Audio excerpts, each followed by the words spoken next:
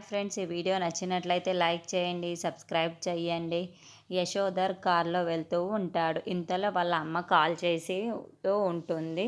ఇలా చూసిన Yashodhar call lift చేసి, ఏంటి సుగుణ ఇప్పుడు ఫోన్ చేశావు అని చెప్పేసి అడుగుతూ ఉంటాడు. ఆ మాటలు వినగానే అక్కడున్న సుగుణ మాత్రం, ఏంట్రా ముదురు బెండకాయ ఎక్కడికి వెళ్ళావురా అని చెప్పేసి అడుగుతూ ఉంటుంది. ఆ మాటలు వినగానే అక్కడ ఉన్న యశోధర్ మాత్రం, నేను నా లవర్ ఇంటికి వచ్చాను అమ్మ అని చెప్పేసి అంటాడు.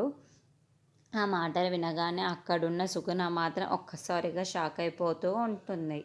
ఏంట్రా నువ్వేమంటున్నావు అని చెప్పేసి అడుగుతూ ఉంటుంది.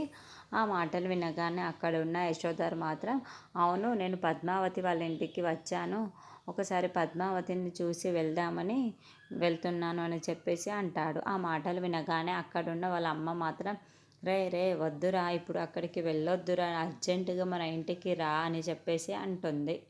ఆ మాటలు వినగానే అక్కడ ఉన్న యశోధర్ మాత్రం, అదేంటమ్మా ఇప్పుడు ఇంటి దగ్గరికే వచ్చేసాను, ఒక్కసారి కలిసి వచ్చేస్తానమ్మా, తర్వాత మళ్ళీ మనమిద్దరం మాట్లాడుకుందామని చెప్పేసి అంటాడు.